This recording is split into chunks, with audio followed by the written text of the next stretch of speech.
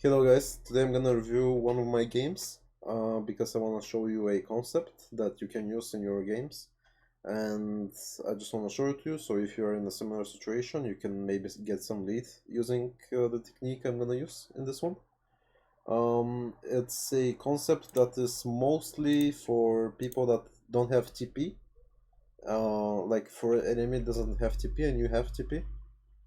So in this game, for example, I play Oriana into Victor, and he has Ghost while I have TP, okay? So I'm gonna show you the lane real quick. Oops, not in the speed.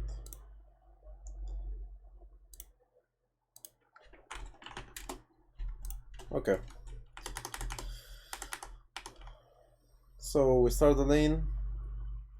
I don't necessarily want to poke him, I'm gonna look for a couple of Qs whenever I get the chance to. Here missing the minion, I don't think it was worth for that Q. Here I make a mistake. I shouldn't have been in his Q range. I should tether better, but it is what it is. So I slow push 2 enemy jungle with Kayn, mine is Udyr. I really like junglers that cannot really impact mid much. So I can play the game however I want to. Now I punish him for CS. And right now I crash wave. I go ward enemy raptors, so I see where Kayn is.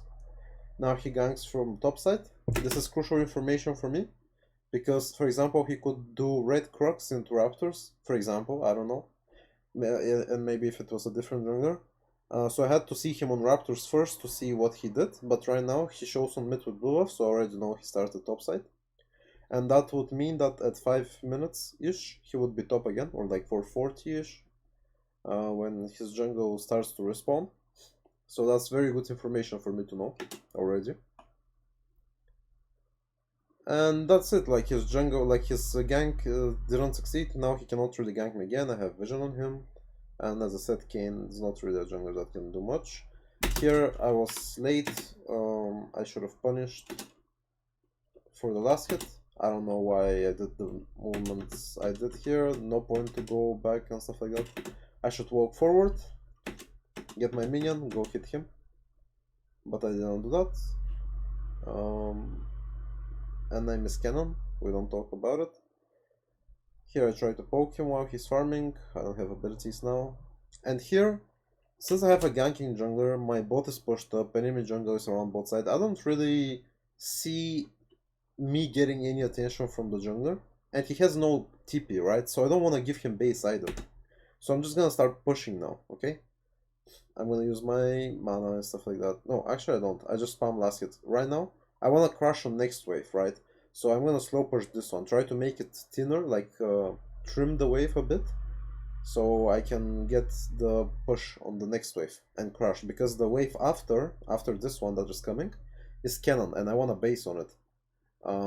So yeah. Udyr comes around mid. You know, I didn't expect the gank mid, so I didn't want to freeze. If you, of course, if you have some insane ganking jungler, you can try to freeze the wave when I had the push, but the push into me. But in this case, I wanted to trim it, push it in, and now I base for Tear and Dark Seal, and I TP insta. And now what is gonna happen is this interesting part of this video. Right now he's low on mana, right? And I see him that he wants to push the wave, right? So what I'm gonna do is I'm just gonna start hitting him so he doesn't get the push for free. I'm fine trading, I have 2 pots still. And here maybe I should have kept hitting him instead of running. Maybe I could have solo killed him. However, or at least burn one of his summoners. However, I didn't do that, so I only get him to recall, which was the thing I wanted him to do, right? And lose the wave. But I think I could have played it better for sure. Now I ward top side. If you guys remember, we saw Kayn coming from top at 230, now it's 430, so he's gonna be top soon. I ward top side. And I'm pretty much safe from ganks now. I hover top side, nothing can happen. And I just freeze. And because I have 2 potions running, I'm gonna be healthy, I don't have to base or anything. So this is generating a lot of CS lead for me, as you'll see in a bit. And now my support also gets a roam timer, which is a bonus of this play, and he can roam.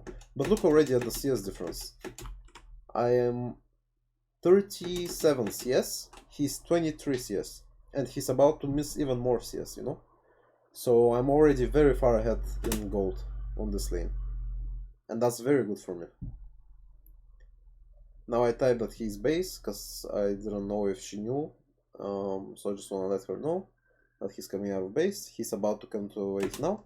As soon as he comes, I start hitting him for the wave, because he's gonna try to push the wave in. He doesn't want to be frozen.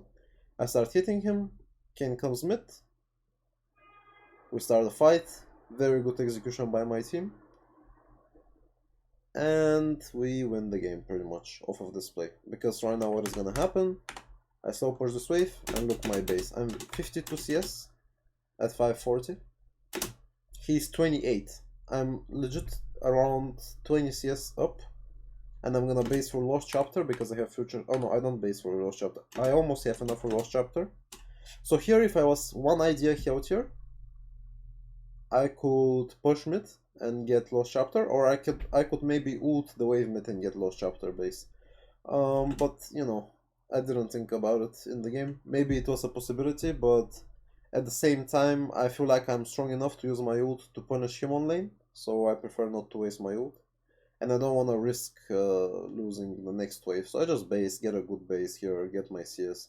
I don't want to risk it. I think it's a bit flip to stay for the wave. So yeah, and now I continue farming, and the game is really simple. So pretty much that's the concept, guys, that I wanted to show you.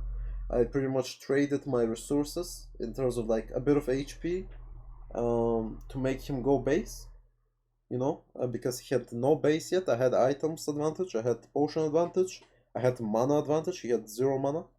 So I just pressured him while he was trying to crash the wave, and then his wave ended up being in a very bad spot. And that also created a situation for us to get a kill from, and I also generated a lot of CS on my own. So even if we didn't get a kill, I already won a lot out of that play, and it would help me snowball the game. So yeah, thank you for watching, guys, and see you in the next one.